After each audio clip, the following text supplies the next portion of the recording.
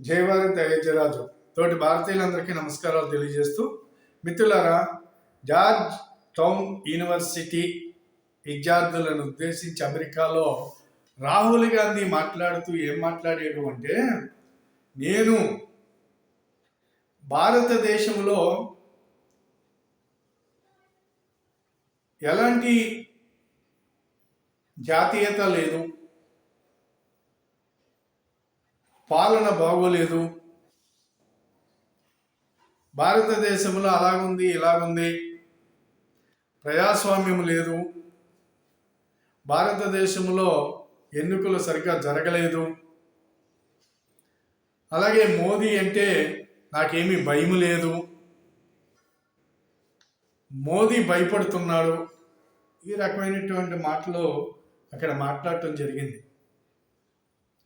నేనేం చెబుతున్నాను అంటే, నీకు మోదీ గారు నిన్ను చూసి భయపడటం, నువ్వు మోదీ గారిని చూసి భయపడుతున్నావు అనేది అందరికీ తెలుసు.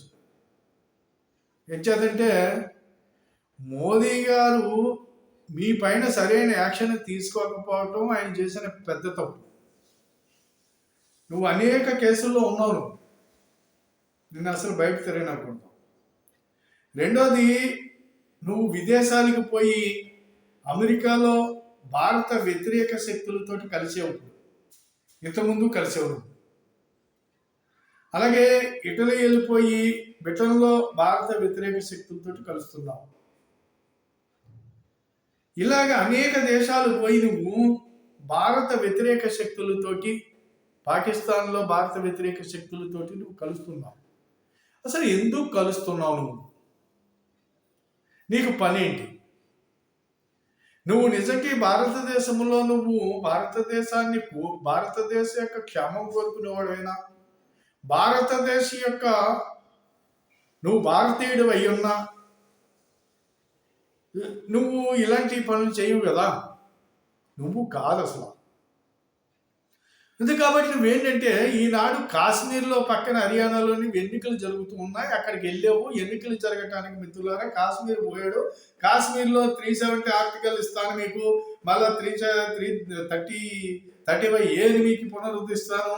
కాశ్మీర్ మీరే ఉండాలి తప్ప భారతీయులు ఎవరిని ఇక్కడ రానివ్వడానికి వీల్లేదు. అంత కాబట్టి అవన్నీ నేను ఏర్పాటు చేస్తాను, నేను ఇలా చేస్తాను అలా చేస్తానని చెప్పేసి వాళ్ళకి మళ్ళా ప్రత్యేక ప్రతిపత్తి ఇస్తానని చెప్పేసి ఈ యొక్క రాహుల్ గాంధీ పిచ్చి కూతలు కూసావు కదా నువ్వు. కూసేసి మరి ఇప్పుడు నీకు పని ఏంటి? అమెరికా ఎందుకు వెళ్ళావు నువ్వు? అమెరికాలో తెలుసుకోవాల్సింది ప్రజలు జాగ్రత్తగా తెలుసుకోండి మీరు. ఈ అమెరికాలో ఈ యొక్క భారత వ్యతిరేక శక్తులతోటి అక్కడ మామూలుగా సమావేశం అయ్యి ఈ జరగబోయేటువంటి 4 రాష్ట్రాల ఎన్నికల్లో ఒక గందరగోళాన్ని సృష్టించడానికి ఆయన ఉపయోగిద్దామని పోయాడు. వాళ్ళతో మాట్లాడటానికి పార్లమెంట్ ఎలక్షన్ ముందు పోయాడు, అప్పుడు అలాగే చేశాడు. చేసి అక్కడి నుంచి మామూలుగా ఫండ్ 1000 కోట్ల రూపాయలు ఆ జార్జ్ సోరేష్ అనేటువంటి ఒక పనికిమాలి ఎదవ వీళ్ళకి ఫండ్ ఇవ్వటం, ఆ ఫండ్ ఆ డబ్బులు అట్టుకొచ్చి ఇక్కడ నువ్వు మామూలుగా రోడ్లు అట్టుకుంది, నువ్వు ఇక్కడ ఎలక్షన్ చేసుకున్నావు. మళ్ళీ అప్పుడు 4 రాష్ట్రాలు ఎలక్షన్ జరుగుతుంది, మళ్ళీ ఫండ్ కోసం వెళ్ళావా నువ్వు అక్కడికి? 4 రాష్ట్రాల ఎలక్షన్లో ఏ రకమైన విధ్వంసాలు సృష్టించాలని చెప్పి అక్కడ ఉగ్రవాదులతో నువ్వు సమావేశం అయ్యావు. మిత్రులారా ఆలోచించండి ఒకసారి. బయట దేశాలకు వెళ్ళినప్పుడు ఎవడైనా సరే విదేశాల నుంచి మన దేశాలకు వస్తూ ఉంటారు అనేక మంది. ఎక్కడైనా వాళ్ళ దేశం గురించి మాట్లాడారా? వాళ్ళ దేశ రాజకీయాల గురించి మాట్లాడారా? మాట్లాడుతున్నారా? మన పరిస్థితి ఏంటి?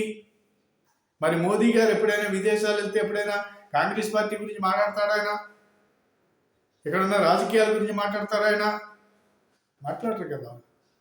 మోదీ అనేటువంటి వ్యక్తి ఈ దేశాన్ని సంపన్న దేశంగా తీర్చిదిద్దటం కోసం, ప్రపంచంలోనే అగ్రభాగాన్ని నిలబెట్టడం కోసం ఆయన అహోరాత్రులు రాత్రింబవళ్ళకుండా ఒక సెలవు కూడా లేకుండా పరుగులు తీస్తూ ఆయన ప్రయాణం చేస్తూ ఈ దేశానికి ఎంతో మేలు తీసుకొస్తూ ప్రపంచంలో ఈనాడు ఆర్థిక వృద్ధి రేటులో 5వ స్థానానికి తీసుకెళ్ళిపోయారు. రాబోయేటువంటి రోజుల్లో 2-3 స్థానాలకు వెళ్ళబోతుంది.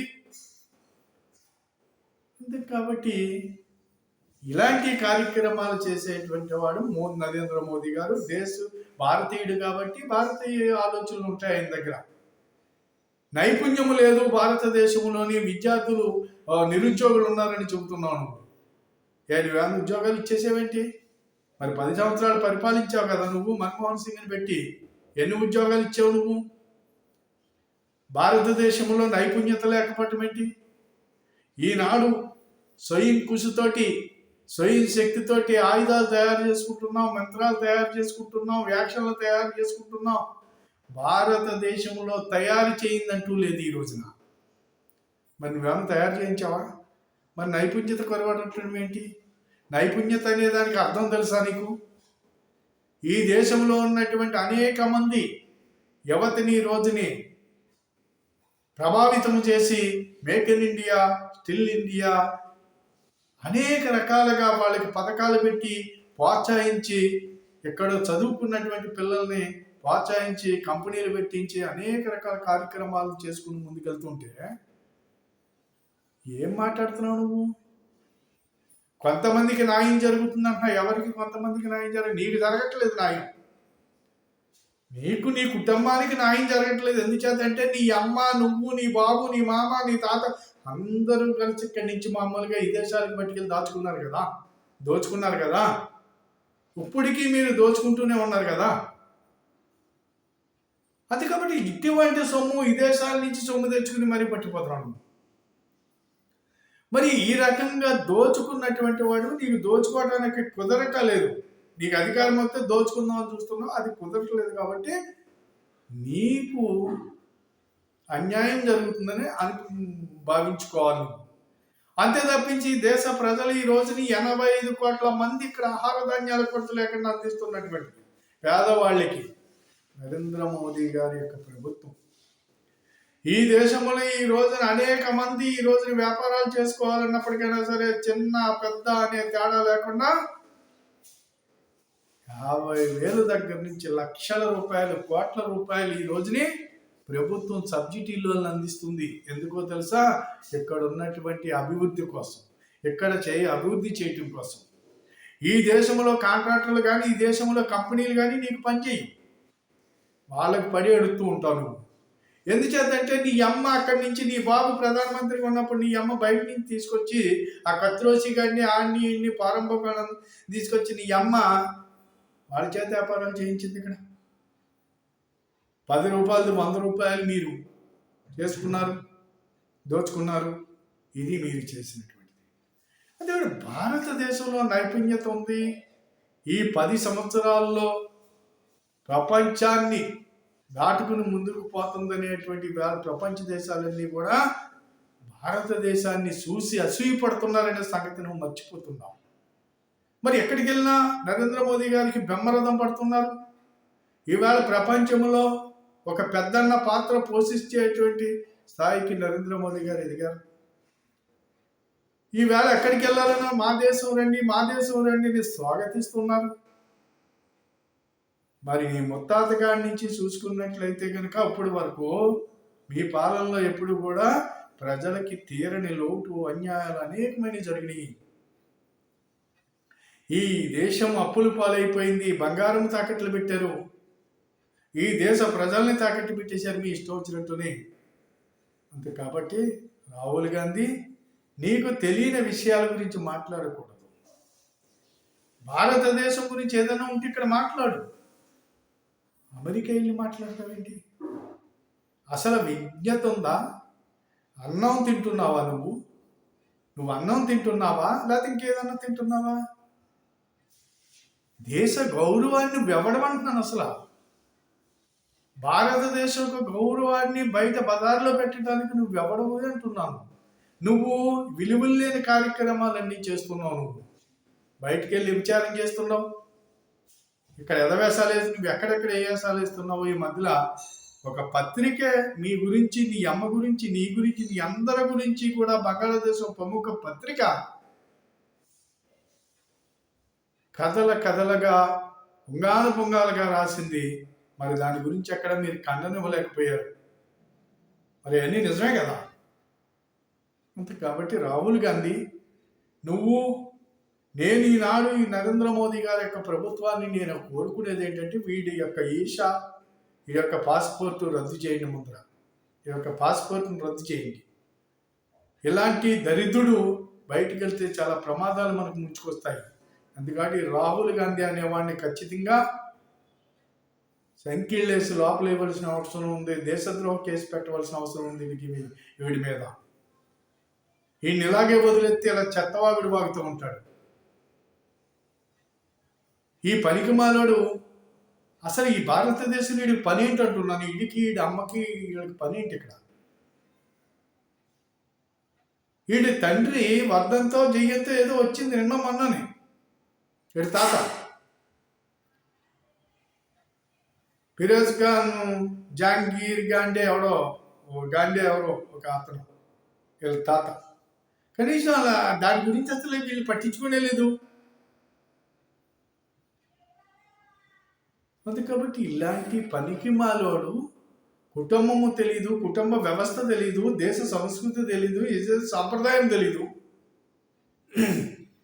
భారతదేశం ప్రపంచంలోనే ఒక అద్భుతమైనటువంటి సంస్కృతి కలిగిన అద్భుతమైనటువంటి కుటుంబ వ్యవస్థ కలిగినటువంటిది, గొప్ప దేశభక్తుల్ని అందించినటువంటిది, గొప్ప వీరుల్ని సూర్యుల్ని అనేక మందిని అందించినటువంటి గొప్ప సంస్కృతి కలిగినటువంటి దేశం భారతదేశం. ప్రపంచంలో ఎక్కడా పుట్టలేదు. భగవంతుడు భారతదేశంలోనే పుట్టాడు. ఎన్నో అవతారాలు, దశావతారాలు ఇక్కడే ఆయన భగవంతుడు ఈ దేశంలోనే అవతారాలను దాల్చడం జరిగింది. అంతే కాబట్టి దయచేసి నువ్వు కొట్టగా అందరూ కొట్టి ఇక్కడి నుంచి తవరేక ముందరే నువ్వు భారతదేశాన్ని విడిచిపెట్టి వెళ్ళిపోతే బాగుంటుంది అని చెప్పి ఈ సందర్భంగా కోరుతున్నాను. నేను హెచ్చరిస్తున్నాను. నేను కోరటం కాదు, నిన్ను కోరటం దరిద్రుడా. నువ్వెవడవి అసలు? ఎక్కడ నువ్వు బయట శక్తులతోటి నువ్వెవరితోటి నువ్వు ఎక్కడేం పెట్టుకున్నా వాళ్ళు ఇక్కడ ఇంటి ముక్క కూడా పీకలేరు. వాళ్ళందరినీ కూడా తలకి ఏంటనుకున్న భారతదేశం, ఇక్కడ భారతీయులు, ఇక్కడ ఈ యొక్క ధర్మం మీద కానీ ఈ యొక్క సంస్కృతి మీద కానీ ఇక్కడ దాడి చేయాలని చూసి ఎవరిని క్షమించేది లేదు. విదేశాలు పోయి భారతదేశంలో బతకలేక భారతదేశంలో ఉంటే చంపేస్తారని విదేశాలు పోయి దాక్కుంటున్నారు ఈ ఉగ్రవాదులందరూ, మీరు పెంచి పోషించిన ఉగ్రవాదులందరూ. మహారాష్ట్ర నుంచి దావీద్ ఇబ్రాహీం నీకు ఒక చుట్టమాడు.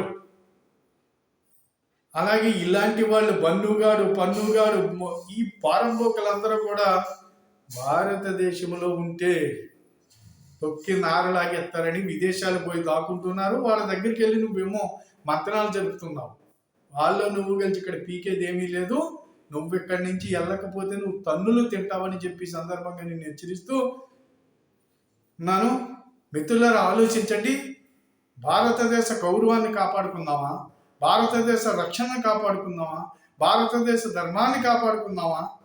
లేకపోతే ఈ దరిద్రుడిని కాపాడాలో మీరే ఆలోచించండి. ఈ దరిద్రుడిని ఇక్కడి నుంచి తవిరి కొట్టాలో లేదో మీరే ఆలోచించండి. కామెంట్ రూపంలో తెలియచేయండి. ఈ వీడియో 10 మందికి షేర్ చేయండి అని చెప్పేసి మీ అందరికీ సబ్స్క్రైబ్ చేసి 10 మందికి షేర్ చేయండి దయచేసి. ఈ వీడియోలు నేను చేయటానికి నాకు ఏదో దీనివల్ల మాకేమీ ఉపయోగాలు ఉండి కాదు, కానీ ఈ దేశ ధర్మం కోసం, దేశం కోసం, ధర్మం కోసం మాత్రమే మా వంతు మేము పనిచేస్తున్నాము. దయచేసి 10 మంది కూడా దీన్ని అర్థం చేసుకోమని, భారతదేశాన్ని మరోసారి ఎలాంటి ఉపద్రవానికి గురి కాకుండా కాపాడుకోవాల్సిన అవసరం ప్రతి భారతీయుడి మీద ఉంది. ప్రతి భారతీయుడు ఆలోచించండి. ఈ పనికి మాలి వాళ్ళని, వీళ్ళ చరిత్రల్ని పేర్లు మార్చుకుని దొంగాసాలు వేసి ఇక్కడ వీళ్ళు పరిపాలన చేసినటువంటి అన్నిటిని ఒకసారి మీరు గూగుల్లోకి వెళ్ళి కొట్టుకొని తెలుస్తుంది. కొట్టుకుంటే వీళ్ళ చరిత్రలన్నీ వస్తాయి. ఇలాంటి పనికి మాలని ఇంకా భారతదేశము సహించకూడదు, ఈ సమాజము సహించకూడదు అని చెప్పి కోరుతూ సెలవు తీసుకుంటున్నాను. జై భారత్, జై హింద్.